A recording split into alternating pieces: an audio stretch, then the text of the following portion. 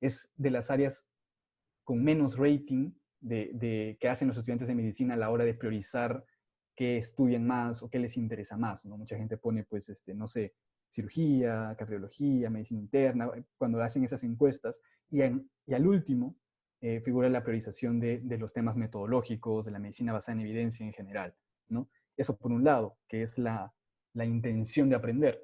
Y por el otro lado, cuando se les pregunta qué tan confiado te sientes de usar tus conocimientos para, ¿no? Y le pones para manejar, no sé, un infarto agudo del miocardio, para, no sé, para hacer prevención primaria de eventos cardiovasculares, y abajo para leer un metaanálisis o un ensayo clínico, al final la gran proporción de médicos en la región, pues pone al último también su confianza para usar esas metodologías, ¿no? Entonces, no tenemos las ganas de aprender y por ende no nos sentimos confiados de usar esas herramientas, ¿no? Y si a eso le sumamos que nuestras facultades en general en el Perú, con algunas pequeñas excepciones quizá, no le dan el suficiente peso tampoco a esto, pues empeoran el problema, ¿no? Básicamente, y es por eso que creo que es lo que estamos viendo ahora en Latinoamérica, ¿no? Que en verdad es, es un tanto, digamos, increíble mejor dicho, poco creíble cuando lo comento con compañeros aquí de otros países, ¿no? Y explicar que en mi país se está usando preparados de cloro o se está usando masivamente y de manera, digamos, un tanto con orientación política, la ivermectina, la hidroxicloroquina, ¿no? Es realmente como sacado de una serie, ¿no? De ciencia ficción, una cosa así, ¿no? Porque eh, eso es lo que ahora nos hace ver, ¿no? Que todo nuestro sistema de formación y de priorización está generando esto, que muchos médicos no tengan el suficiente, digamos, no tengan la suficiente formación para poder resistir la tentación de dar lo que se pueda sin siquiera tener algún sustento, ¿no? Con el gran, digamos, la gran justificación bueno, es lo único que puedo hacer, ¿no? Pero recuerden que es mucho más importante el no dañar, ¿no? Que eso es lo que pues rige la actividad médica. Entonces, más o menos les comento todo esto porque el pensamiento bioestadístico es la base fundamental para la medicina basada en evidencia, y la medicina basada en evidencia es pilar fundamental para que ustedes ejerzan una medicina pues consciente, ¿no? Entonces, digamos que el eslabón que vamos a hablar el día de hoy es, digamos, el eslabón perdido en la formación del médico, que ahorita veo incluso en redes sociales que le piden a grandes maestros de la medicina peruana que por qué están diciendo cosas sin sustento y todo eso. Es porque justamente no recibieron esa formación, y es justificable porque están en otra época quizá, ¿no? Cuando recibieron una formación en medicina. Pero nosotros como médicos jóvenes no podemos decir eso, o sea, no es justificación, ya está totalmente globalizado y se sabe que es importante para reducir tanto daños como costos, ¿no? Entonces, más o menos para darle una idea general de por qué esto es importante, ¿no?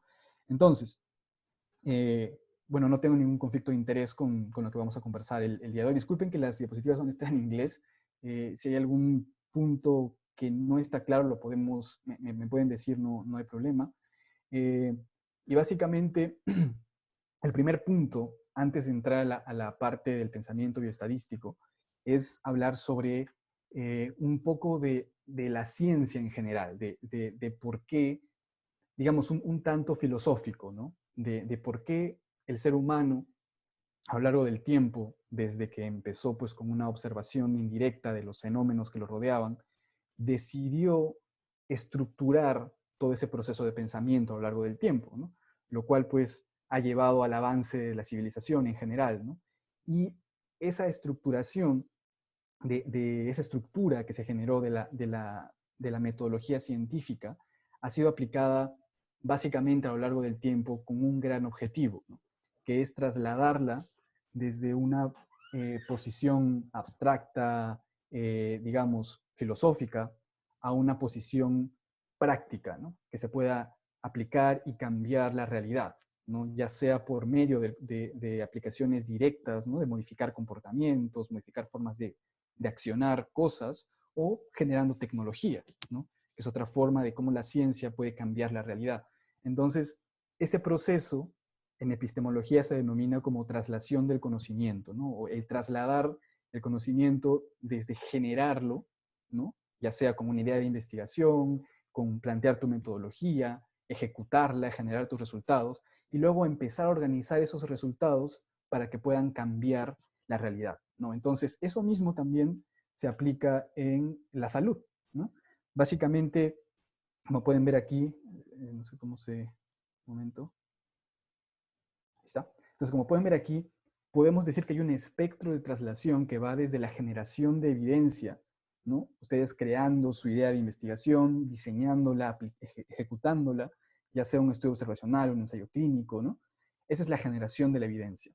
Y esta generación va a ser posteriormente y necesita posteriormente ser sintetizada, no ser organizada para poder, digamos, ser fácilmente digerida por los organismos y las personas que van a ejecutar una acción en base a esa generación de evidencia, ¿no?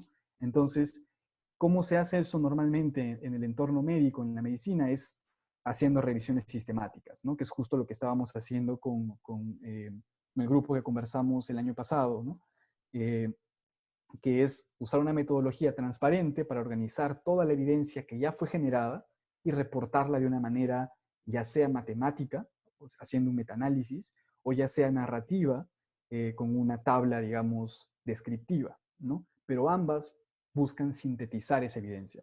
Y posteriormente, como les decía, los efectores, los que van a aplicar esta evidencia en la realidad, que en nuestro caso en medicina, pues son todos los profesionales de la salud, las sociedades médicas, los conglomerados, digamos, científicos en los países, van a producir políticas, ¿no? Van a producir guías basadas en esa síntesis de la evidencia, ¿no? Entonces, este es más o menos el constructo clásico, ¿no? De cómo se generan guías y cómo se generan pautas que van a permitir usar ese proceso científico y cambiar nuestra realidad, ¿sí?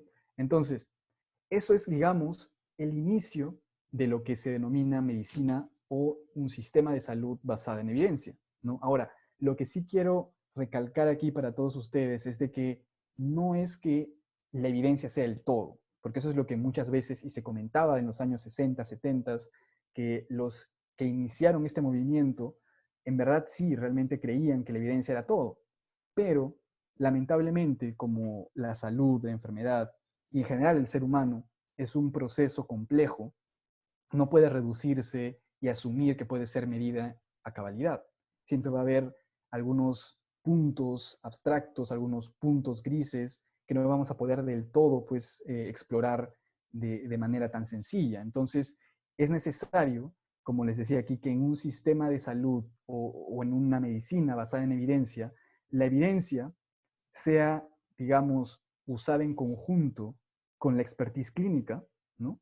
Que es otra forma de generar conocimiento un tanto más empírica, pero que puede ayudar en cierto modo también, y sobre todo los valores y preferencias que tengan los pacientes y sus familiares, ¿no? Básicamente, cuando uno integra estos tres, digamos, grandes conjuntos, como vemos aquí en este diagrama de conjuntos, es cuando realmente podemos, digamos, llevar esa traslación del conocimiento a cambiar la práctica de la medicina, a cambiar esa relación salud-enfermedad que tanto pues, busca el ser humano a lo largo de la historia, ¿no?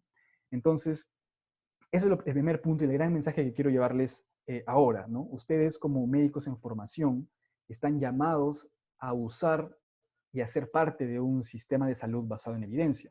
Lamentablemente, ahorita los profesionales, las sociedades científicas y muchos de los que están en el poder, en el gobierno, lamentablemente no ven las cosas así. Entonces, pues deciden y basan el accionar en otro tipo de información y con otro tipo de propósitos quizá, ¿no? Tanto políticos como económicos. Entonces, es importante que ustedes sepan que son eslabón fundamental, ya sea aquí, si es que van a ejecutar las guías, si van a ejecutar y van a ser parte de estas políticas públicas, o si van a estar en un proceso de investigación de síntesis, como lo estamos haciendo con sus compañeros en sus tesis, o si van a ustedes diseñar algún estudio primario.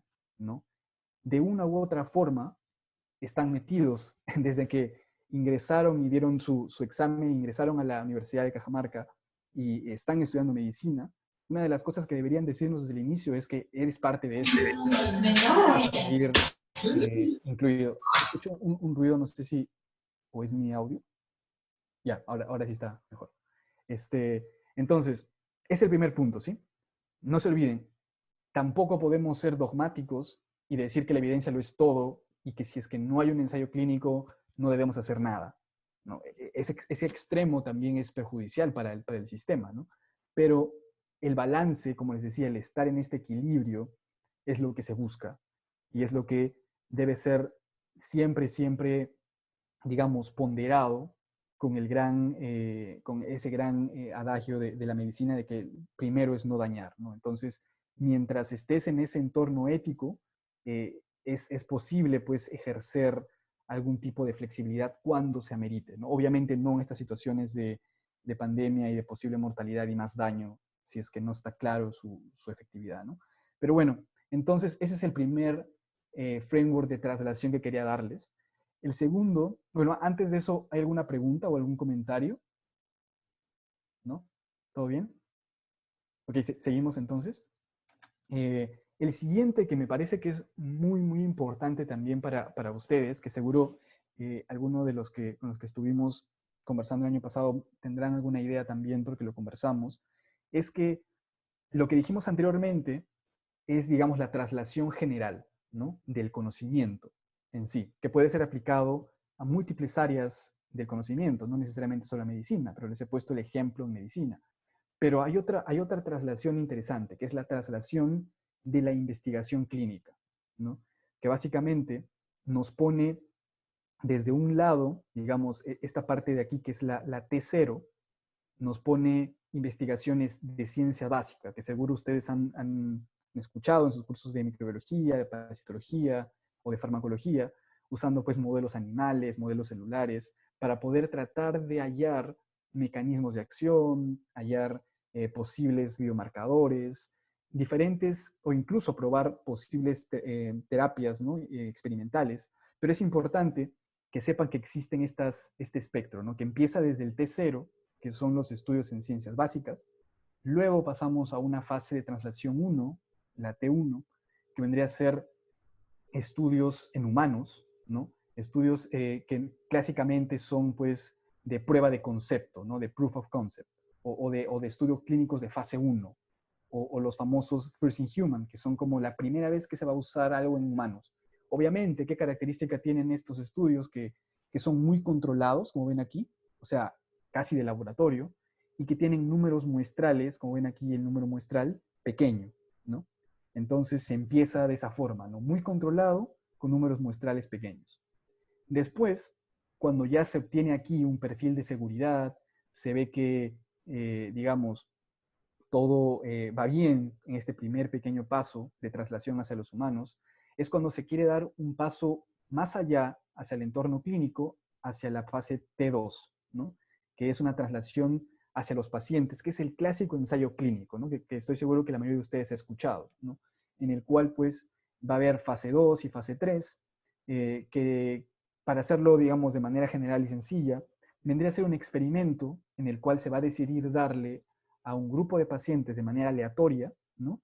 Una intervención y de manera aleatoria un control, ¿no? Que puede ser el tratamiento estándar o el método de diagnóstico estándar, o puede ser un placebo, dependiendo de qué diseño se elija, ¿no? La idea es que sea de manera aleatoria, ¿no? Y que se compare con un control. Por eso es que se llaman ensayos clínicos aleatorizados y controlados, ¿no? Entonces, esa es la fase 2, ¿no? La T2, que es también conocida, ¿no? Pero lo que muchas veces no se habla es lo importante de ir hacia las siguientes fases, ¿no? La siguiente fase, que es la fase 3, es cuando ya nos acercamos hacia la práctica clínica, hacia la vida real, hacia la práctica real de la medicina, ¿no? Porque obviamente en esta parte de aquí todo es muy controlado, estás en un laboratorio, estás en hospitales, digamos, con todas las cosas necesarias para hacer la investigación, pero la pregunta es, cuando ya vas a la vida real, ¿no? ¿Qué pasa con esta evidencia? ¿Qué pasa con esta intervención, por ponerles un ejemplo, ¿no? Con este medicamento que se plantea usar, ¿no? O con una vacuna, que es justamente lo que ahora se está buscando, ¿no? Entonces, cada fase, como ven, tiene sus características y los tipos de estudios que se pueden hacer, ¿no? En este caso, los estudios de fase 4 son los de farmacovigilancia, ¿no? Estudios clásicos de epidemiología, ¿no? De cohortes, de estudios observacionales que buscan ver qué tan bien basados en la comunidad, ¿no? Qué tan bien se ha reportado el beneficio y los eventos adversos de las intervenciones, por ejemplo, y es aquí donde ya se empieza a comparar, ¿no? Como vemos aquí, el comparative effectiveness, que es un tipo de aproximación en la que se compara ahora el tratamiento A versus el tratamiento B, ¿no? Y se tiene que elegir ya no solo basado en la efectividad, sino también en el costo, ¿no? Porque obviamente tiene que ser trasladado hacia una población, trasladado hacia la práctica clínica. Entonces también por un tema ético, por un tema de equidad, debemos priorizar las intervenciones altamente efectivas, pero también pagables, ¿no? Con un costo, digamos, justificado. Entonces es aquí donde ya empieza estos detalles de cómo usarse en la vida real, ¿no? En una población determinada, por ejemplo, en el Perú, ¿no? Y la última fase de translación clínica o de investigación clínica es cuando ya vamos a una población que implica pues una perspectiva global, ¿no? En la cual se busca desde una perspectiva epidemiológica entender factores de riesgo, determinantes de la salud, características poblacionales que puedan determinar que estas intervenciones o estudios previos no sean del todo aplicables, ¿no? O tengan algunas características que no se cumplan, como por ejemplo el que algunas intervenciones no sean pues tan efectivas en poblaciones de origen africano, por ejemplo, ¿no? Como en el caso de hipertensión, que se descubrió pues gracias a estudios poblacionales, ¿no? Y también de estudios de fase 3 y fase 4. Entonces, a lo que voy es de que lo que quiero que vean es de que en la investigación clínica vamos a ir desde esta fase en la que tenemos pues modelos animales, modelos celulares, trasladando hacia los humanos, hacia el grupo de pacientes, hacia tu práctica clínica, hacia la vida real en grupos controlados aún, hasta el nivel poblacional, ¿no? Como ven aquí, va a ser altamente controlado al inicio y luego va a ser bien pragmático, porque ya es en la vida real, con todos y los sesgos que puedan existir en el proceso de hacer la investigación. Y por ende, también el número muestral va a ir incrementando, como ven aquí, ¿no? Hasta llegar pues a esas cohortes enormes, sobre todo en zona nórdica, en el norte de Europa, pues, de cientos de miles de personas en Noruega, en Dinamarca. Entonces, más o menos, ¿por qué les muestro esto, no? ¿Por qué? Porque ustedes, ya sea que decidan generar evidencia en cada una de estas fases, como médicos investigadores, si lo desean, pues genial, es posible, ¿no? Es posible poder hacer las dos cosas de manera adecuada si deciden hacer esa formación, ¿no? Eh, o van a ser usuarios de esa evidencia, ¿no? Van a leer ensayos clínicos, van a leer en algún momento algún ensayo, una cohorte poblacional, van a leer algún estudio de salud global. Entonces, es importante que entiendan que cada uno de ellos va a tener su rol en esta gran traslación del conocimiento que vimos al inicio, ¿no? Entonces, ¿por qué es importante? Porque cada uno de estos puntos va a tener pues cosas específicas, ¿no? No es lo mismo leer de manera crítica un ensayo clínico, ¿no? Que leer pues una cohorte poblacional, ¿no? Cada una de ellas tiene sus características propias, ya sea de metodología, de cómo evaluar el sesgo, por ejemplo, cómo interpretar sus resultados, ¿no? Hay varias cosas así que van a ser diferentes. Lo mismo con estudios animales o con estudios de translación de fase 1, ¿no? Entonces, para darles una idea general, ¿no? Entonces, pero, y aquí viene el gran pero, todas ellas, ya sea la T0 o la T4, están sustentadas en la bioestadística, ¿no? Al final, un investigador que hace salud global o un investigador de ciencias básicas va a tener que saber qué es un ANOVA, va a tener que saber qué es un valor de P, va a tener que saber que es un intervalo de confianza. ¿Por qué? Porque al final es digamos, uno de los componentes comunes en toda esta traslación del conocimiento, ¿no? Ahora se está migrando a otro tipo de corrientes menos clásicas, ¿no? Usando inteligencia artificial, usando algoritmos de machine learning o deep learning, que seguro habrán escuchado en algún momento, pero hasta el momento, digamos, a nivel mundial, todo está sustentado en la bioestadística clásica, con algunas variantes bayesianas quizá por ahí, pero en su mayoría clásica, ¿no? Entonces, es por eso que, para que puedan ser, como les decía, partícipes de esta traslación y entender que cada parte, digamos, cada segmento en este espectro va a tener características importantes, pero va a compartir una sola, que es la bioestadística, es necesario que ustedes la prioricen, ¿no? Como les decía el año pasado, si tienen que elegir, digamos, distribuir su tiempo, ¿no? Les recomendaría siempre, aparte obviamente de estudiar medicina y aprender la clínica y las ciencias básicas lo mejor que puedan, porque de hecho se necesita para poder ser buen médico, es que le dediquen un tiempo extra a dos cosas, ¿no? Una de las cosas, en primer lugar, a su inglés, ¿no? Que lo ideal sería que acaben la carrera con un inglés adecuado para poder rotar en el extranjero, poder leer estudios en inglés, que es otro punto, ¿no? Casi todo lo que estamos hablando ahorita va a estar en inglés, en su mayoría, y muchos de los estudios en Perú de alta calidad o estudios en Latinoamérica de alta calidad son publicados en inglés. Entonces, ese es el primer punto. No puedo dejar de resaltar eso. Denle prioridad al inglés. Y lo segundo es a tener un nivel de alfabetización, digamos, por ponerlo así, en bioestadística, ¿no? Mientras más desarrollado tengan esos dos componentes, más fácil les va a ser un usuario consciente de la evidencia y poder contribuir a esta traslación, ya sea solo con sus prescripciones o ya sea solo con las recomendaciones que le den a su paciente, ¿no? Y ya si deciden generar ustedes la evidencia, pues perfecto, no más aún. Pero igual es necesario, ¿no? Entonces, no sé si hay alguna duda con estas dos cosas o alguna, no sé, alguna inquietud antes de pasar al otro tema. ¿Todo bien? ¿Todo bien? Ok. Asumo que el silencio otorga. Entonces, a ver, déjenme, creo que alguien escribió algo.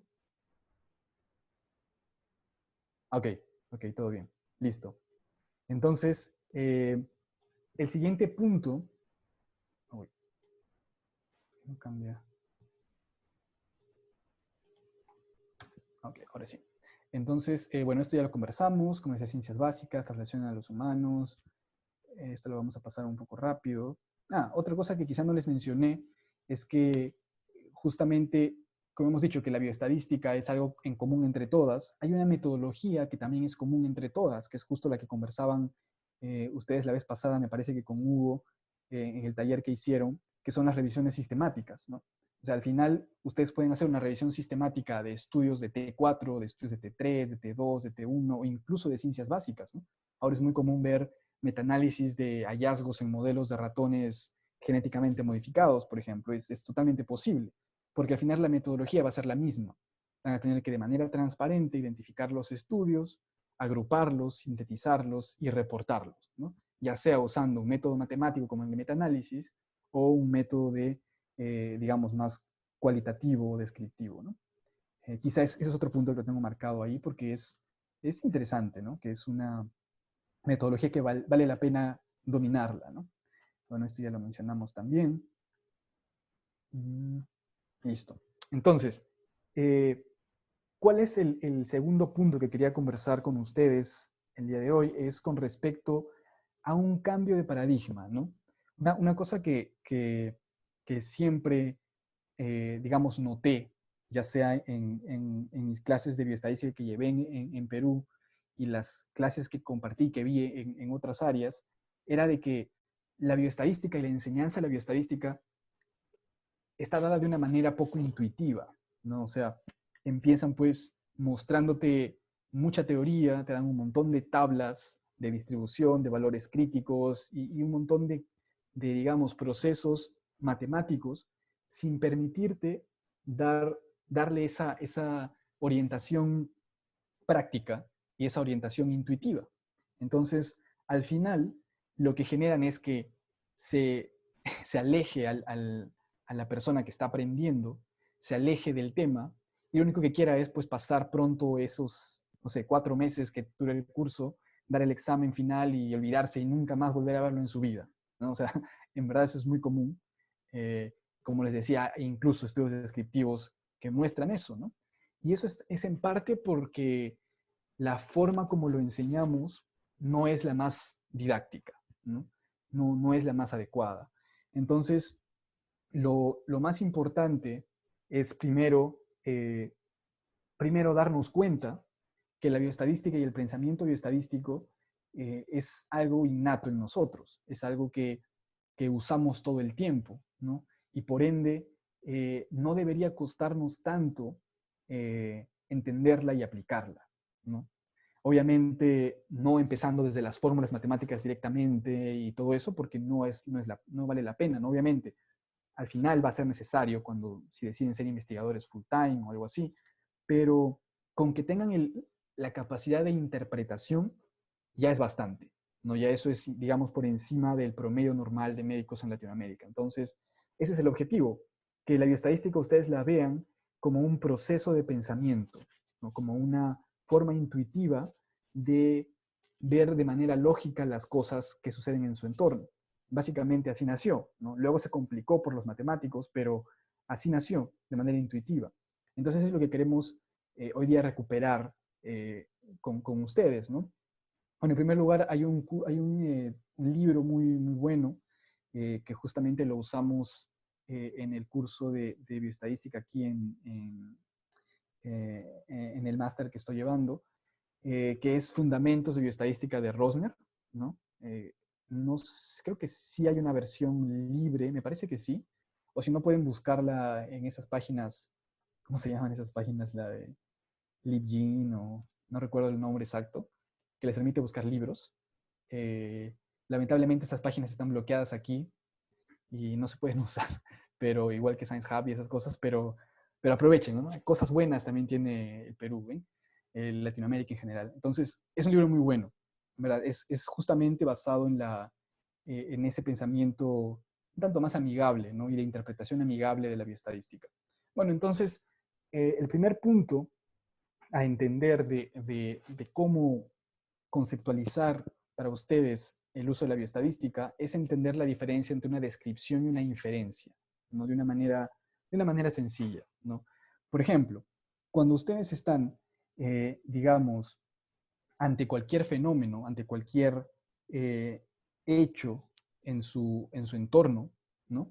Ustedes lo primero que hacen es describirla, ¿no? O sea, siempre digamos, es la primera tendencia que tenemos, ¿no? Contar las cosas, ¿no? Decir, por ejemplo, vimos tal, no sé, dos, tres automóviles que pasaron por enfrente de nuestra calle, ¿no? Una cosa así. O sea, pueden cuantificar y describir características de algo que puedan ustedes percibir con sus sentidos, ¿no? Básicamente, todos estamos de acuerdo con eso. Entonces, ¿cuál es el primer paso de la bioestadística?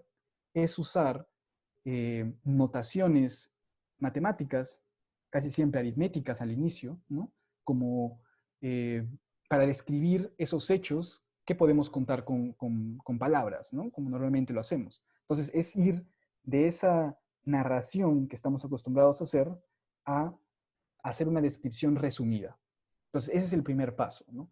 Poder entender que la estadística descriptiva está tratando de resumir esa tendencia innata del ser humano de contarnos las cosas, ¿no? De poder describir lo que nos rodea y transmitirlo a otra persona. Entonces, en vez de describir el hecho muchas veces, ¿no? Como lo que les mencionaba, el ejemplo de los carros, ¿no? Lo que puedo yo es, en vez de decir que el lunes, el martes, el miércoles, el viernes, vi 2, 3, 4, 5 carros, ¿no? Al final lo que puedo decir para que sea más sencillo y más conciso mi mensaje es de que en esos 5 días observé pues 2 carros como media, ¿no? Con una dispersión, no sé, de 1.5 standard deviation, ¿no? Una cosa así, o desviaciones estándar, ¿no? Entonces, es el primer concepto, ¿no? Al final la descripción estadística es una forma de resumir con números que a veces asustan lo que normalmente podríamos contar de manera narrativa, ¿no? Entonces, ese es el primer paso. Luego vamos a ver qué herramientas tienen o qué nombrecito se le da a esa forma de resumir las cosas para contarlas con números, pero básicamente es ese concepto, ¿no? Y el concepto de inferencia es un concepto en el cual tú tienes diferentes observaciones, ¿no? Diferentes eventos o diferentes fenómenos, y lo que vas a tratar de hacer es relacionarlos, ¿no? Ver si es que al suceder uno es muy posible o has visto que frecuentemente sucede otra cosa, ¿no? O viceversa.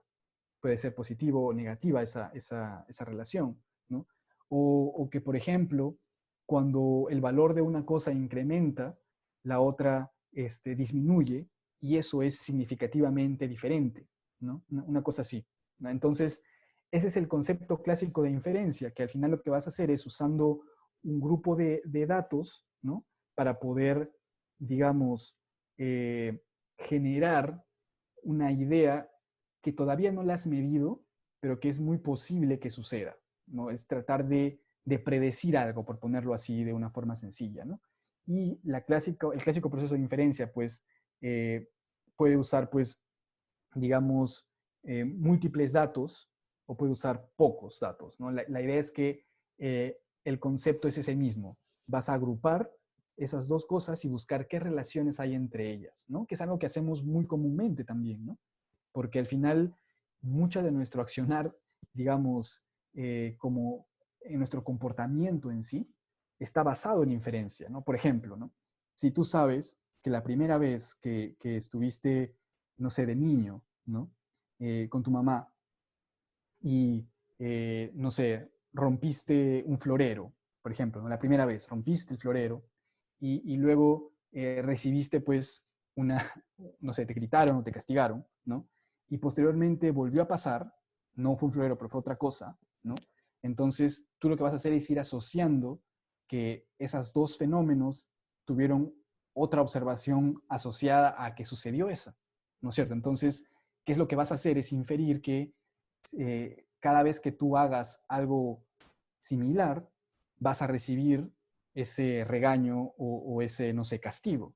Entonces, indirectamente, nuestro comportamiento está ligado siempre a la inferencia, ¿no? Y eso mismo sucede en múltiples áreas del comportamiento humano. Entonces, es algo innato, como les decía. El otro tema, simplemente, es que en vez de tú intuir y decir, ok, como he roto dos veces el florero, ¿no? No vas a calcular pues el valor de P para ver qué tan significativo será que esté correlacionado con que te castigaron, ¿no? Pero indirectamente lo que haces con la estadística inferencial es nuevamente ponerle números y ponerle una característica cuantitativa a lo que normalmente hacemos, que es ir infiriendo las cosas, ¿no? Es ir usando esas asociaciones, esos patrones que percibimos en nuestro entorno para ir aprendiendo y, digamos, modulando nuestro comportamiento, ¿no? Entonces, como ven, la estadística descriptiva y la estadística inferencial no es más que otra forma de cuantificar y de tratar de resumir y medir dos características propias del comportamiento humano, ¿no? Entonces, luego, el otro concepto importante es el de variable, ¿no? Básicamente, creo que todo el mundo ya lo tiene claro, es cualquier cosa que pueda ser medida en tu muestra o pueda ser medida en tu proceso de observación, ¿no? Que puede ser, pues, digamos, de la perspectiva de medicina, pues normalmente, por ejemplo, la edad, ¿no? Por ejemplo, el sexo, por ejemplo, qué tan severa es una enfermedad, ¿no? La expresión de algunos marcadores, como ven aquí de citoquinas. La idea está que estas variables van a representar una característica de lo que estás observando. Nuevamente, ¿no? Siempre hemos observado cosas y lo estamos haciendo siempre en nuestro día a día.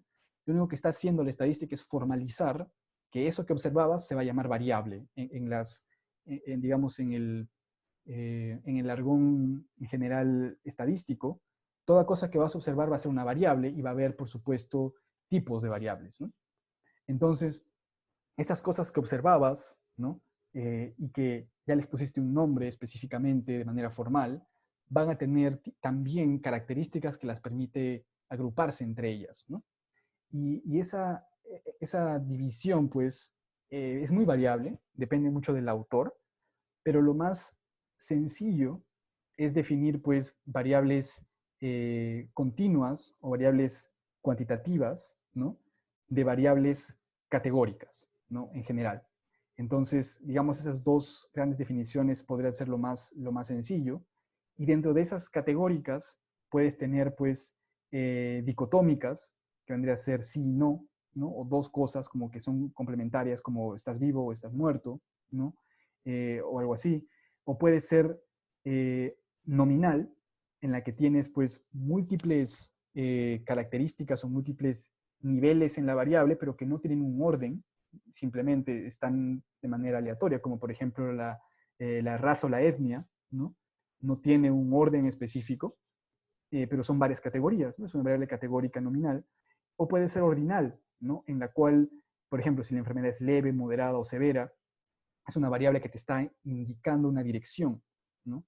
Entonces, es importante solo al inicio tener en mente esas dos categorías grandes, ¿no? Obviamente, seguro muchos de ustedes que ya han llevado alguna clase de estadística, hay múltiples definiciones, incluso las variables cuantitativas pueden dividirse, pues si son de razón, de intervalo, hay múltiples cosas, pero lo más importante es que sepan que para un grupo, para un lado, están las variables cuantitativas continuas en general, y para el otro las categóricas, que se pueden dividir en binarias, ¿no? Eh, nominales y ordinales. ¿Por qué? Porque esto nos va a ayudar a decidir qué test estadístico vamos a usar de una manera sencilla, ¿no? Y luego ya, pues, progresivamente entender algunas variantes propias que permiten, pues, ser más específicos, ¿no? Pero en general esa es la idea. Entonces, ese grupo de variables, parece que hay alguna pregunta. Ah, no, creo que es, sí, Science Hub. Sí, justo recién leo el mensaje. Entonces, en general, como decíamos, estábamos en estadística descriptiva y estas variables, que son lo que observábamos, van a tener características que van a permitir agruparse en tipos y posteriormente, eh, después de haber medido esas variables, ¿qué es lo que vamos a hacer en la estadística descriptiva? Resumirlas, como les decía, ¿no? Ponerle números para poder ser representadas y transmitidas hacia los demás. Entonces, eso es lo que se denomina estadísticos de resumen, ¿no? O de tendencia central, también se podría decir, ¿no? Entonces, estos resúmenes se van a dividir en dos, básicamente. En los resúmenes de tendencia central, perdón, los estadísticos de tendencia central y los de dispersión, básicamente. Pueden usar eso para cualquier variable de tipo continua, ¿no? Y obviamente para las variables categóricas, lo que se va a resumir es por medio de un porcentaje de frecuencias, ¿no? Básicamente contar qué tan frecuente es cada categoría y en vez de decir todas las veces que viste algo o que observaste algo, resumidamente decirlo en porcentajes, ¿no? Entonces, nuevamente, vean que al final todo es bien intuitivo, ¿no? Estamos haciendo todo el proceso que es muy común en nosotros hacerlo al final, como ven. Y obviamente cuando ya resumimos eso, lo podemos graficar, ¿no? Lo podemos graficar si es que son categóricas en un gráfico estos de pastel, ¿no? Si son continuas, podemos hacer un histograma, ¿no? Podemos hacer un gráfico de barras. Entonces, eh, va a depender de qué tipo de variable es para decidir qué tipo de resumen usar y qué gráfico usar, ¿no? Entonces, ese es otro concepto importante en estadística descriptiva, es una secuencia, ¿no? Primero saber qué estás observando, luego ves qué tipo de variable es, luego ves, por ende, qué tipo de resumen puedes usar y cómo poder, pues, visualizarlo y mostrarlo, ¿no? Y el otro punto que está aquí bien marcado es el tema de la distribución. O sea, toda medida que has ido observando, lo que hace la estadística es ponerlo en una distribución, en un gráfico de puntos, como van a ver ahorita en unas imágenes, que nos permite usarlo para comparar probabilidades. Ahorita suena un poco extraño, pero ahorita van a ver que tiene sentido. Entonces no se olviden, lo que observas es una variable y esa variable la puedes resumir con algunas características estadísticas, la puedes poner y mostrar en un gráfico y la puedes también mostrar como una distribución, ¿no? Entonces, las clásicas medidas, como les decía, de tendencia central, pues es la media, creo que eso todo el mundo ya lo sabe, ¿no? Que es la más común y que es la que está asociada, digamos, a las medidas continuas, ¿no?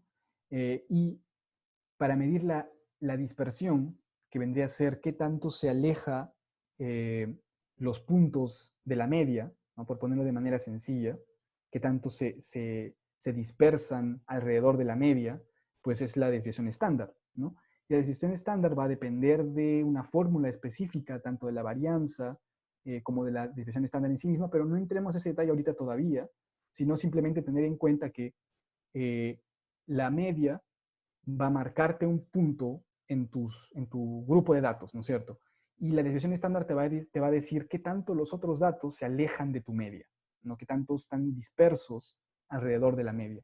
Obviamente, mientras más dispersos estén, puedes decir que tienes un grupo de datos más diferente o más heterogéneo, ¿no? Mientras más cercano estén a tu media, puede ser que tienes un grupo de datos más robusto, más conciso, ¿no? Más consistente. Entonces, eso es con respecto a las variables eh, continuas, ¿no? Otra forma de medir también la medida central en variables continuas es la mediana, que vendría a ser específicamente la mitad de tu distribución o la mitad de tu grupo de datos, ¿no? Que estoy seguro que todos ustedes también lo han escuchado en algún punto. Y es muy útil, ¿por qué? Porque cuando tienes un grupo de datos que no tiene la característica de simetría, como vamos a ver más adelante, este sirve bastante para representar tu tendencia central. Entonces, van a ver que es útil, pero al final es otra forma de resumir lo que observaste, ¿no? Y así podemos hacer una analogía, así como media es a desviación estándar, mediana es al rango o al rango intercuartil, ¿no? Entonces, el rango intercuartil vendría a ser una medida de qué tantos datos tienes entre el percentil 25 y el 75. Ahorita lo vamos a ver en una gráfica más sencillamente, pero básicamente te está diciendo, si mirar a la desviación estándar, qué tanto se están alejando tus datos de tu mediana, ¿no? Una cosa así. Puede ser que estos dos valores van a ser muy lejos, van a estar muy lejos de tu mediana, o puede ser que estén muy cercanos, ¿no? Que te diría que también es consistente. Eh, y el rango es simplemente la distancia desde tu número máximo que observaste y tu número mínimo. Entonces, es otra forma de medir qué tanto se dispersa, ¿no? Qué tanto se aleja de tu medida del centro, que puede ser tu media o tu mediana. Entonces, ¿por qué? Nuevamente, para ser más eficaces y más, digamos, más efectivos en transmitir lo que observamos. Como les decía, no podemos estar eh, describiendo como una narración todas las cosas que observamos, que percibimos con los sentidos, sino los resumimos para que sea más fácil de transmitir a los demás, ¿no? Entonces, eso es lo que nos ayuda y nos hace, nos facilita la estadística descriptiva, ¿no? Entonces, bueno, esto es cómo se puede calcular en Stata de manera bien fácil. Ponen simplemente el summarize y no estoy seguro si todos ustedes tienen alguna experiencia en Stata, si no mejor salto un poco esto, pero la idea es que todo paquete estadístico te permite calcular estas medidas de manera bien sencilla. Normalmente con un comando, con un solo clic, y puedes tener, como ven aquí, la media, su desviación estándar. O sea, ¿por qué les muestro esto? Porque todo lo que nos enseñaban en el curso de calcular con nuestras calculadoras científicas, la desviación estándar, la varianza y todas las demás cosas, a largo plazo, de manera práctica, no la van a necesitar.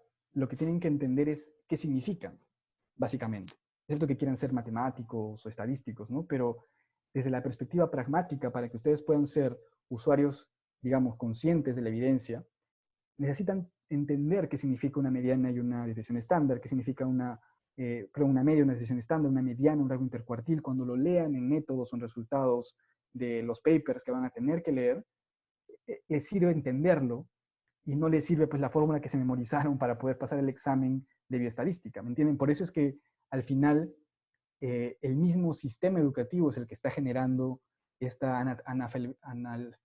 analfabetización científica en los médicos, ¿no? Que estamos viendo los estragos ahora, ¿no?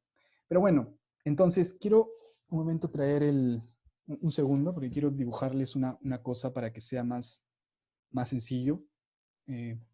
Un segundo, un segundo.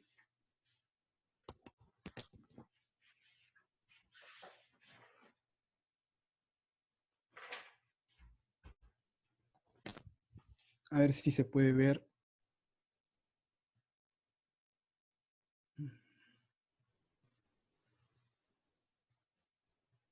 Creo que es más fácil si es que pongo una...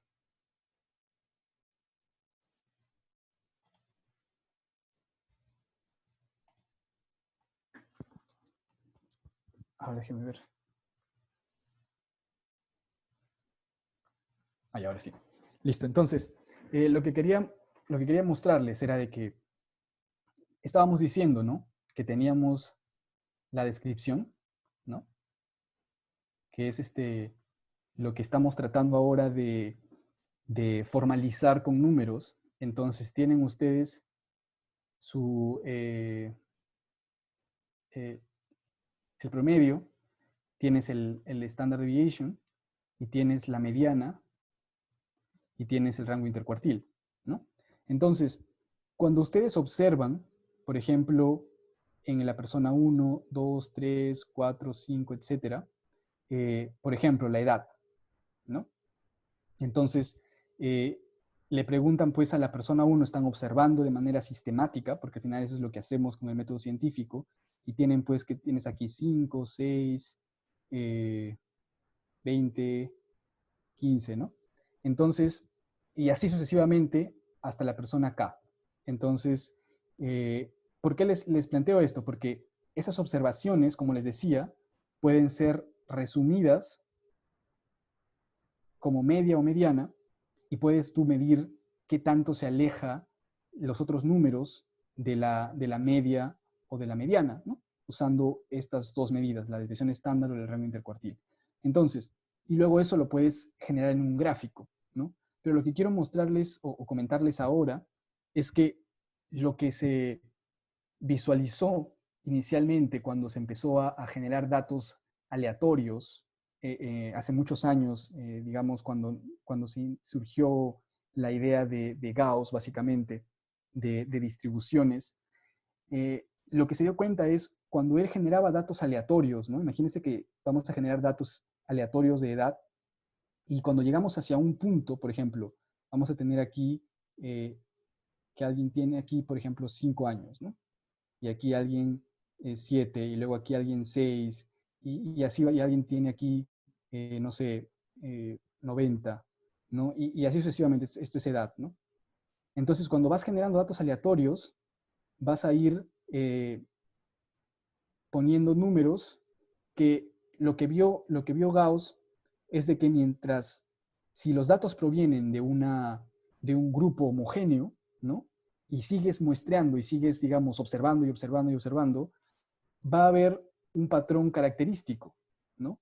Que es que eh, tengan una simetría, ¿no? Y entonces repitió eso muchas veces con múltiples variables, con múltiples, digamos, formas de aleatorizar los datos, y encontró que se seguía repitiendo, que era un patrón común, sobre todo si los datos provenían de una fuente común. Obviamente, si venían de diferentes fuentes, ¿no? No se cumplía. Pero ¿cuál es la idea? Que cuando tú tienes datos homogéneos y suficientes, o sea, bastantes números, que este K sea sobre todo mayor a 30 o algunos dicen mayor a 50, vas a ir obteniendo una forma aproximadamente como esta, que es la famosa curva de Gauss o campana de Gauss o distribución normal, ¿no? Y nació observando y viendo que esta propiedad intrínseca de los datos que provienen de una misma muestra o de una misma fuente van a comportarse así si los observas de manera frecuente, de manera adecuada, ¿no? Obviamente, si tienes más de 1000, ¿no? o tienes pues 2000, 3000, es mucho más probable que tengas una forma así, una forma como campana, ¿no? ¿Y qué es lo que se dio cuenta? Que cuando tenías esta forma, que le llamó la eh, distribución normal, se dio cuenta que la media, que ustedes saben cómo se calcula, no vamos a hablar de eso ahorita, ¿no? Eh, pero se dio cuenta que la media y la mediana siempre quedaban en el centro y que la misma cantidad de datos del lado izquierdo y del lado derecho eran exactamente los mismos, ¿no? ¿Y qué más se dio cuenta? Que la distribución digamos, la dispersión de los datos también seguían un patrón homogéneo, ¿no? Que al final, en su distribución normal, como él la llamó, las homogenizó usando el score de Z, ¿no? Que era una forma de homogenizar qué tanto se alejaban los datos de una dispersión. Entonces, como ven, de este proceso de descripción, de formalización, de formalizar la descripción y de observar y observar, es que los matemáticos se dieron cuenta de que existen distribuciones que tienen propiedades. Y la más común, la que siempre van a escuchar, es la distribución normal.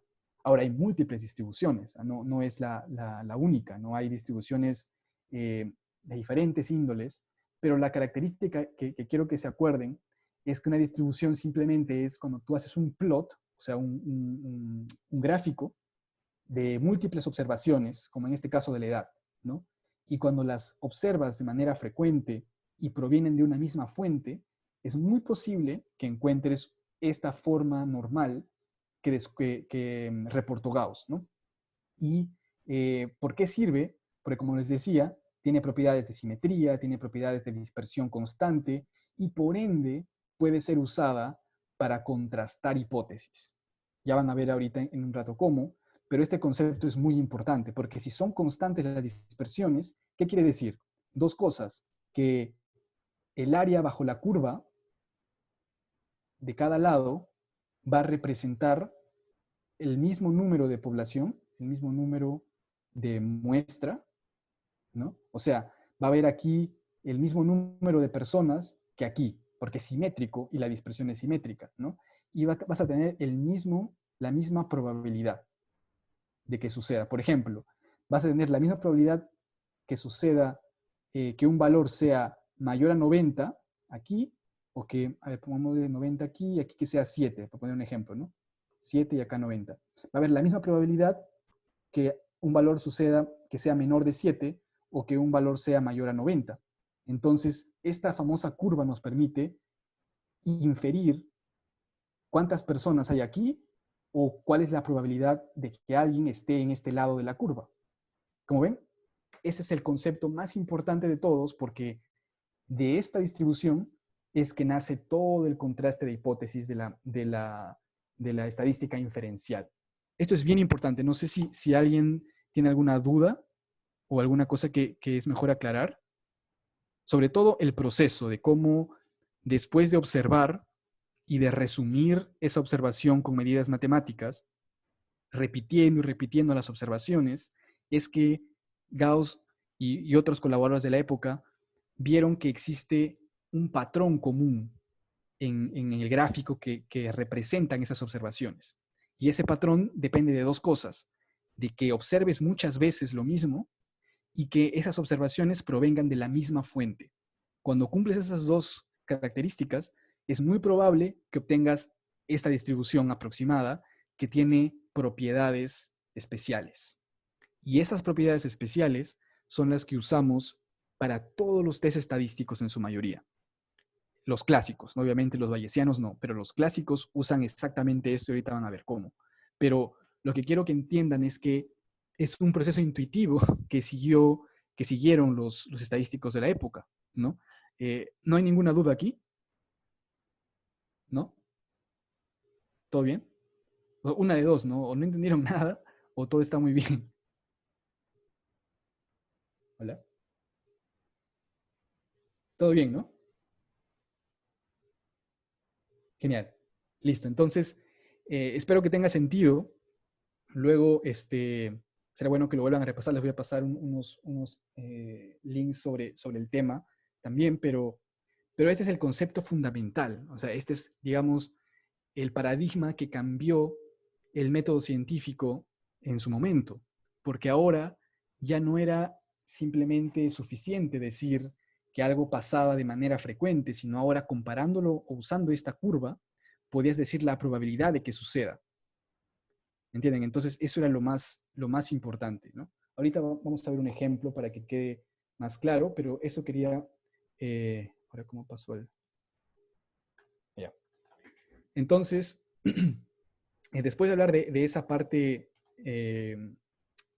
parte importante del nexo entre la estadística descriptiva y la estadística inferencial, otro concepto también importantísimo es que es el muestreo, ¿no? Es otro punto importante que tienen que entender, porque si bien es cierto, lo ideal sería que observemos toda la población, todas las personas que cumplen nuestros criterios que buscamos, ¿no? Pero siendo realistas, no es factible, ¿no? Entonces, ¿qué es lo que tenemos que hacer? Es muestrear, ¿no? Es usar un método científico para poder elegir de manera representativa un número y un grupo de personas de manera aleatoria. Entonces, como ven aquí, lo que hacemos es usar una manera aleatoria y usar una fórmula, que seguro en algún punto lo van a ver, para ver qué tan grande debe ser el número de personas que extraemos de aquí. Y esto es bien común, por ejemplo, para que tengan un concepto y lo liguen con un concepto intuitivo también, es el tema de las elecciones, ¿no? De cuando se está, ponte, ahorita estamos con el tema de las elecciones aquí para que ojalá no gane Trump. Entonces, es muy común ver en las noticias que te dicen que el 30% de la población está en contra, ¿no? O el 40% va a votar a favor, o una cosa así. Entonces, y luego abajito en letras pequeñitas que nadie lee, te dice que el número muestral eran 2.000, 3.000 personas, de manera aleatoria, representativamente seleccionadas para calcular ese dato, ¿no? Entonces, al final, lo que se hace es eso, ¿no? Es que se seleccionan estos datos, como ven aquí, que normalmente pues aquí es infinito, digamos, es enorme, que no podemos saber especialmente cuántas pueden existir, y aquí tenemos un dato finito, ¿no? Que normalmente tiene que tener pues características de representatividad, ¿no? Entonces esa es la idea. Y luego, ¿para qué? Para poder inferir, ¿no? Aquí viene el gran nexo de la inferencia, ¿no? Luego de describir aquí adentro en tu muestra de lo que observaste, ¿no? Eh, y luego de probar o de testear tu hipótesis, ¿no? Lo que vas a hacer es inferir que muy probablemente, según tus resultados, lo que estás observando en tu muestra probablemente también suceda en este grupo de personas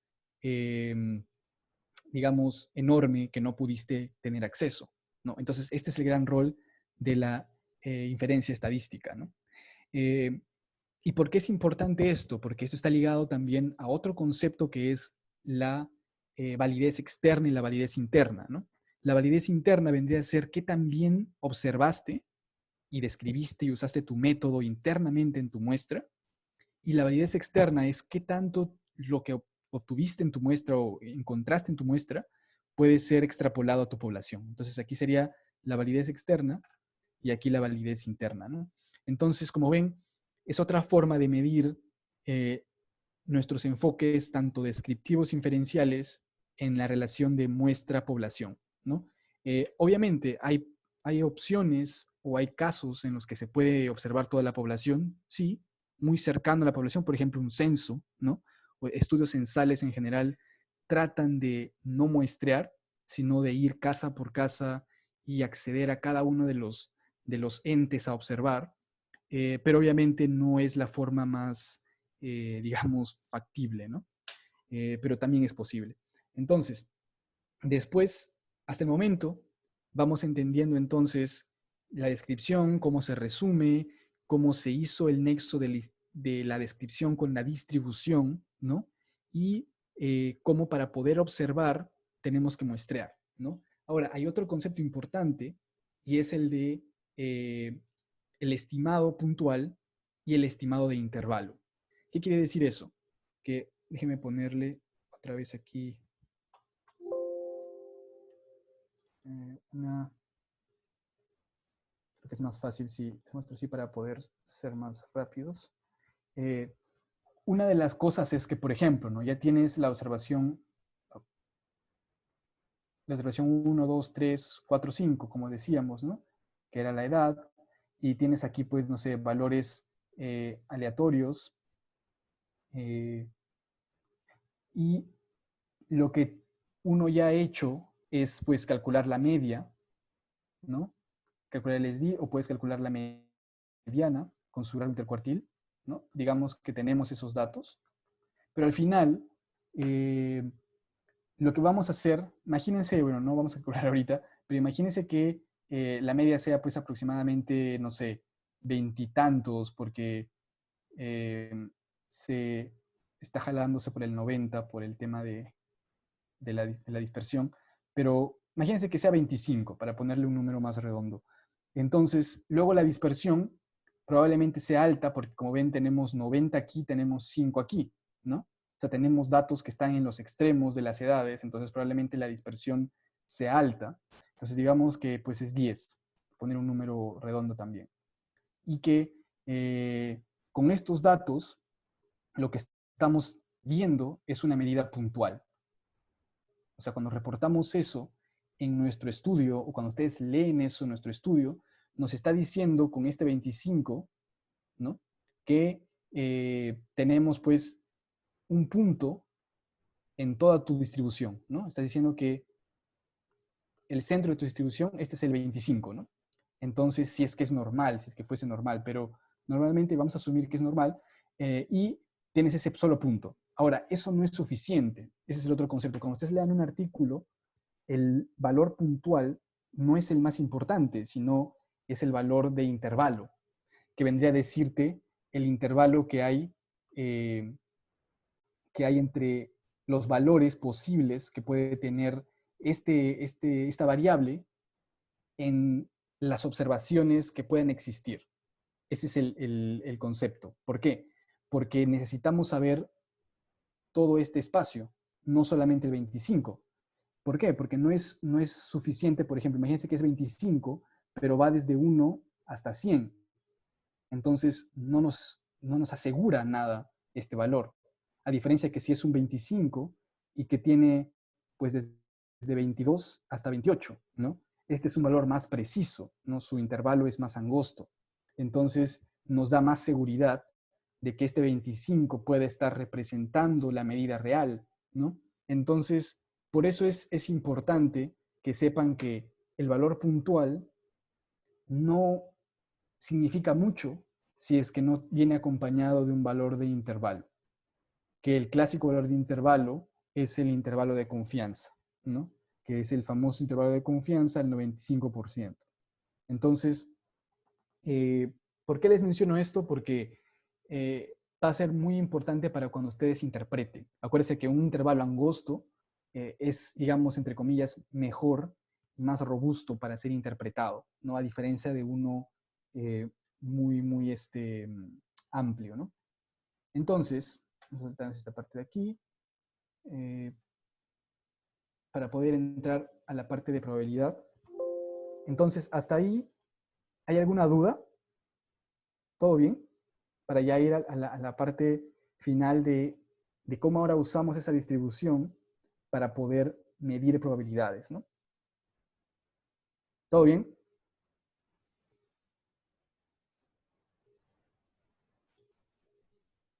Ya, listo, entonces seguimos. Aquí está. Quiero mostrarles la distribución. Esta de aquí.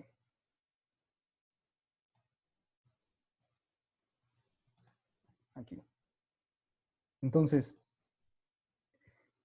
como les decía, ¿no? Después de observar muchas veces una, eh, un fenómeno, una variable, lo que puede pasar es que si lo observas de manera frecuente o es muy grande el número, vas a tener pues una forma como esta, ¿no?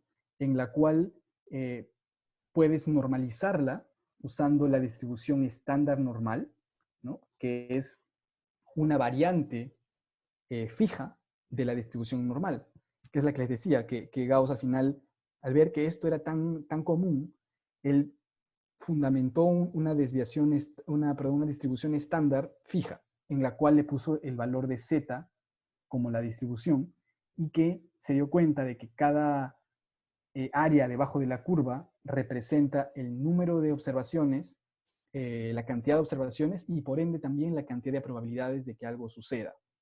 Entonces, ¿por qué es importante esto? ¿No? Vamos a hacer con un ejemplo porque creo que es más sencillo. Un segundo.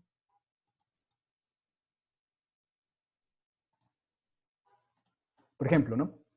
Una, un ejemplo clásico de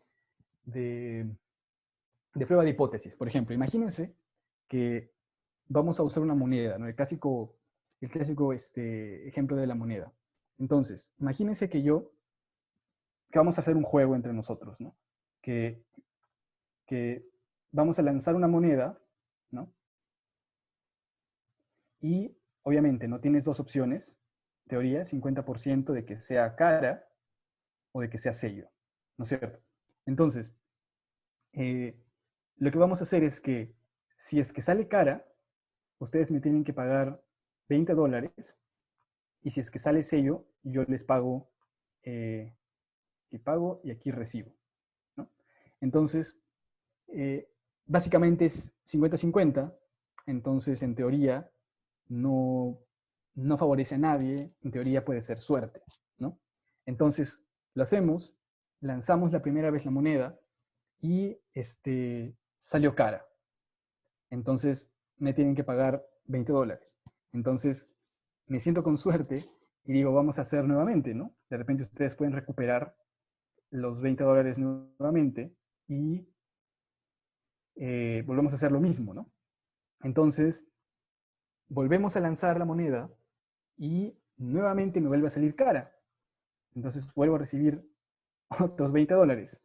Entonces, está bien, puede que tenga una racha de suerte, ¿no? Y entonces, como ustedes se sienten picón, vuelven a aceptar una vez más, porque obviamente las probabilidades ya, al ser 50-50, podríamos decir que es muy probable que la siguiente salga sello, ¿no? Entonces, volvemos a jugar el mismo juego y vuelvo a lanzar la moneda y me sale cara y me tienen que volver a pagar $20. Y como ustedes son tercos, seguimos haciendo esto y lo vamos a hacer 10 veces. Y las 10 veces me vuelve a salir cara. ¿Qué sería la conclusión de ustedes?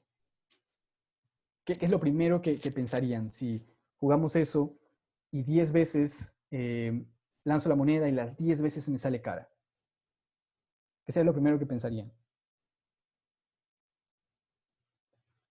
Claro, que está trucada, que tiene alguna, no sé, hay algún tipo de truco o estafa detrás de la moneda, ¿no?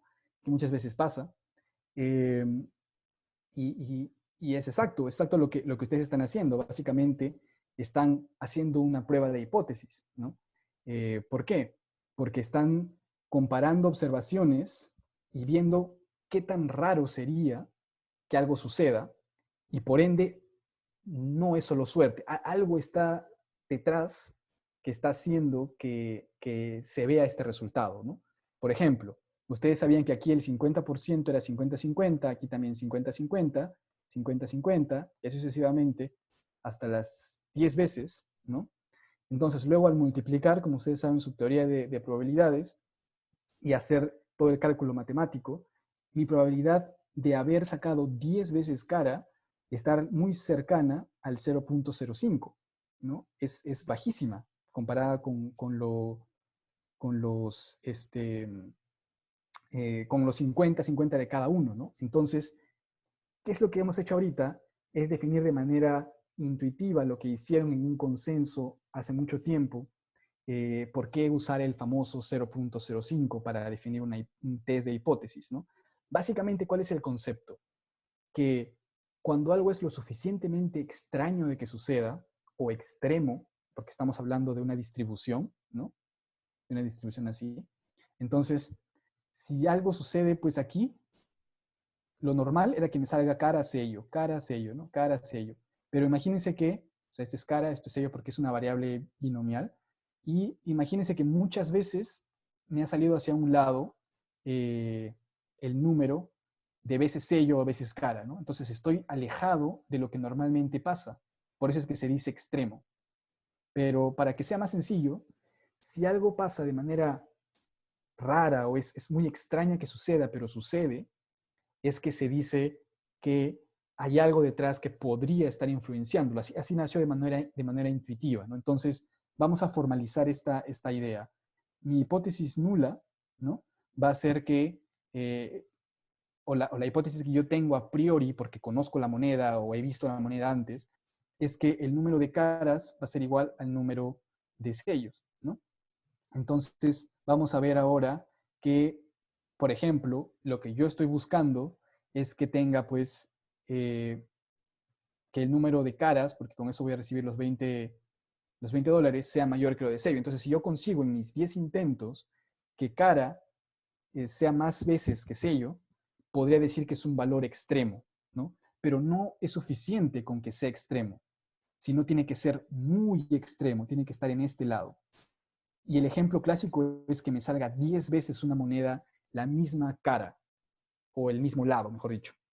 Entonces, solo cuando me sale de esa manera tan extraña, es que yo puedo decir, ok, hay algo aquí que no puede ser solamente explicado por el azar de una moneda, sino puede ser que esté trucada, que haya una estafa, que se haya, pues, no sé, que no esté observando adecuadamente, hay algo que me esté impidiendo observar que sea cara o sello, o no tiene sello la moneda, o algo debe estar sucediendo, ¿no? Entonces, ese mismo concepto es el que se usa para un ensayo clínico.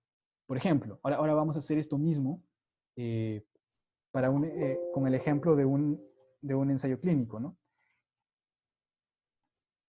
Por ejemplo, imagínense que ustedes tienen una distribución, ¿no? En el cual ustedes dicen que la diferencia entre los dos grupos va a ser cero, ¿no? Eso quiere decir que el activo, ¿no? El estudio, el tratamiento activo comparado con el control, ¿no? Por ejemplo, estamos midiendo la media, ya que estamos con el tema de COVID, por ejemplo, de días de hospitalización, ¿no? Días de hospitalización. Entonces estamos midiendo eso. Y vemos que en el grupo activo, ¿no? Tenemos, no sé, días de hospitalización, pues, mejor en el control primero. Tenemos, pues, 20 días de hospitalización, ¿no? O sea que el paciente estuvo hospitalizado 20 días y no, recién a partir del 20º día es que se recuperó y se dio de alta, ¿no? Y en nuestro grupo activo solo se hospitalizó 5 días, ¿no? Entonces, ¿qué es lo que esperamos? Que nuestra hipótesis nula, o lo que pensamos a priori, lo que queremos rechazar, es que la media de hospitalización del activo va a ser igual a la media de hospitalización del control, ¿no? O en otra manera, que la diferencia de medias sea igual a cero, como lo estoy poniendo aquí, ¿no? Cero. Entonces, la pregunta es, en este estudio que estamos viendo, es lo mismo que en las monedas, ¿esto será lo suficientemente raro? O sea, hay 15 días de diferencia, ¿no? Habrá, el 15 estará en este extremo, muy probablemente, ¿no? Porque es una diferencia marcada, pero no basta solamente la diferencia, como les decía, esto es el puntual, sino necesitamos el intervalo.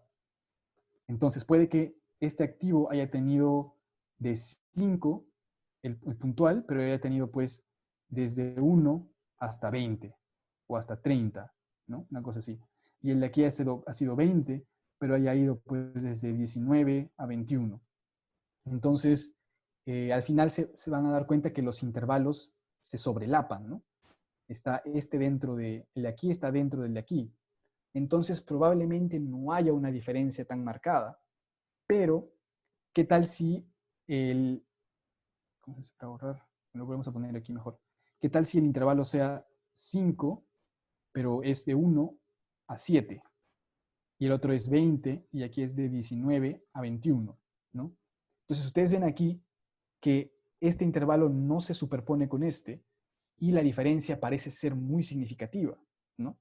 Entonces, básicamente, este proceso que estamos haciendo de manera bien intuitiva es lo que se hace en todo ensayo clínico, ver qué tan extremo o qué tan raro es el evento o el estimado que estás calculando o que estás observando, ¿no? Si es lo suficientemente raro, es decir, que esté en estos extremos,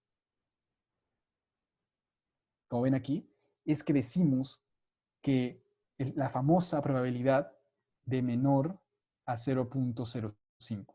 Básicamente, ¿por qué? Porque sabemos que es una curva normal y sabemos que cuánta probabilidad hay debajo de cada curva, ¿no es cierto? Es otra propiedad que ya les mencioné. Entonces, si es que el dato es lo suficientemente raro, es que va a ser, pues, significativamente diferente. Esa es la, o significativamente, estadísticamente diferente, ¿no? Porque no es lo mismo que sea estadísticamente significativo a que sea clínicamente significativo, ¿no? Ese es otro concepto importante también, pero a lo que voy es de que lo que he querido hoy día es mencionarles cómo todo esto que parece muy abstracto del valor de P, del intervalo de confianza, de la desviación estándar y todo eso, al final es solamente una formalización lógica, digamos, de lo que estamos acostumbrados a hacer, como nuestra forma racional de vivir en el mundo, ¿no? Entonces, eh, en otras palabras, no debe ser complicado para ustedes poder entender este concepto. A eso es a lo que voy, es simplemente organizarlo porque ya lo hacen todos los días, como me dijeron con el de la moneda, rápidamente lo que hicieron anteriormente, era básicamente rechazar su hipótesis nula, ¿no? Porque vieron, no es posible que, como no era igual caras y sellos como esperabas, dijiste, no, rechazo esa, algo está pasando. Entonces, rechazaste la nula. ¿Por qué? Porque encontraste evidencia en contra de la nula o incluso sugiriéndote posibles explicaciones alternas, ¿no? Que en este caso que estaba trucada o algo así. Entonces, eso es exactamente lo mismo que se hace en la bioestadística actual, ¿no? No sé si tienen alguna duda con respecto a lo que significa este proceso. ¿Hola?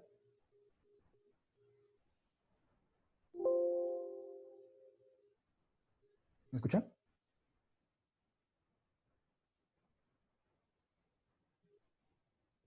Hola. Ok, pensaba que no se escuchaba. Entonces, en otras palabras, solo lo que he querido mencionarles hasta el momento es, digamos, una introducción a por qué la forma como conciben la bioestadística debe ser interpretativa y no debe ser matemática de inicio. Es más fácil ir de la interpretación y formalizar tu interpretación y volverla cada vez más complicada, más matemática, a ir desde la matemática y querer entender mágicamente cómo interpretarla. Más bien es al revés. Entonces, lo que hoy día hemos conversado, y podemos hacer quizá otra serie, porque es incluso para ir completando de manera formal algunos conceptos con fórmulas y eso, pero para resumirles entonces, lo que hemos hablado el día de hoy era primero que tenemos la traslación del conocimiento, que no se olviden que ustedes son parte importante de esa traslación y que dentro de esa traslación existe el espectro de la investigación clínica, ¿no? del Clinical Research, que va desde T0 hasta T5, perdón, hasta T4, que va desde lo básico hasta lo poblacional, ¿no? Lo segundo es que lo común que tienen estas traslaciones es la bioestadística, ¿no? Y que la bioestadística es simplemente un proceso de pensamiento intuitivo, que al final se formaliza con notación matemática, pero que esta no es necesaria para su interpretación. Eso es lo más importante. Y con respecto a ejemplos, porque lo que quería mostrarles era esa parte intuitiva, más que ir de lleno a los conceptos, los ejemplos que hemos visto hoy es cómo la descripción se relaciona a la inferencia, ¿no? Lo mismo que la muestra se relaciona a la población, ¿no? Y que dentro de la descripción tenemos pues medidas de tendencia central y medidas de dispersión, como hemos visto, según el tipo de variable, según las características intrínsecas, ¿no? Que tenemos que seleccionar. Y por otro lado, tenemos que esta observación va a generarnos distribuciones. Y la distribución famosa, ¿no? Es la distribución normal o distribución simétrica o paramétrica, ¿no? Que se estandarizó por Gauss, que es la distribución estándar normal. Y esta es la que se usa para comparar los valores extremos, ¿no? Luego, usando esta distribución, básicamente, ¿qué es lo que se hace? Se compara nuestra distribución, o sea, nuestros datos, esto es lo que observamos de nuestra muestra, ¿no? Aquí. Creamos nuestra distribución con los datos como vimos en el ejemplo de las edades y la comparamos con la distribución normal, la estándar normal de Gauss, que tiene el 0 aquí, los zetas, ¿no? Que siempre es 1, 2, y que tiene todo ese parámetro que ya saben, ¿no? Que esto de aquí es 68, hasta aquí es 95, y todo hasta el 1 es 99, eso ya lo van a ver en sus clases de estadística, o lo pueden ver incluso en YouTube. Pero el concepto es de que lo que hacemos es comparar y ver si es que lo que observamos en nuestra muestra es lo suficientemente raro o extremo para que quede en esta parte de la distribución. Si lo es, como en el ejemplo de las monedas, podemos decir que es estadísticamente significativo. El famoso menor a 0.05, que nació básicamente otra vez por un consenso intuitivo de veamos qué puede ser lo suficientemente raro y ya, y se decidió ese valor, ¿no? Puede ser menor, se puede cambiar, no es fijo, pero estos 4 puntos son los que quiero que los mediten y los tengan en cuenta. ¿Y qué es lo que podríamos proponer para el futuro? Para ya usando este mismo framework, ¿no? Este mismo marco teórico, ¿no? de lo que hemos conversado, ir detallando ya a profundidad. Solamente el objetivo de hoy ha sido mostrarle que podemos aprender bioestadística de manera intuitiva, ¿no? Pero obviamente, pues faltaría, ¿qué quedaría pendiente para una siguiente reunión quizá? Es ir a profundidad sobre qué es un coeficiente, perdón, qué es un intervalo de confianza, definirlo, ya formalizar nuestra definición de qué es el valor de P. Ahorita ya supongo que tienen una idea, ¿no? En general. Me faltó poner otra cosa importante aquí. No se olviden del tema de las observaciones puntuales versus intervalo, ¿no? Que ambos tienen que ser reportados para poder interpretar el efecto de la observación. Y como les decía, lo que podríamos hacer en el futuro, no sé si les parece bien, es usar esta misma forma intuitiva de entender los conceptos para que se termine de completar el concepto de intervalo de confianza, ¿no?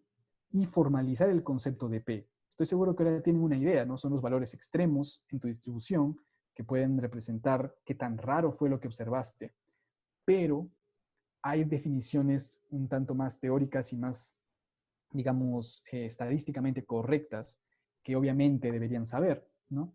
Pero creo que el mensaje es ese, ¿no? Que se destruya de una vez por todas la fobia a la bioestadística y la metodología, y que destruyamos esa fobia, como toda fobia, con exposición progresiva, ¿no?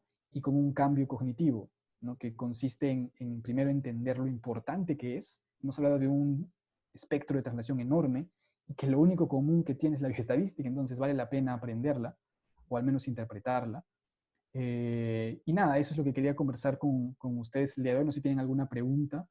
Eh, no sé si les parece bien la idea de poder conversar eh, posteriormente a detalle ya algunos de los conceptos a profundidad de lo que hemos conversado.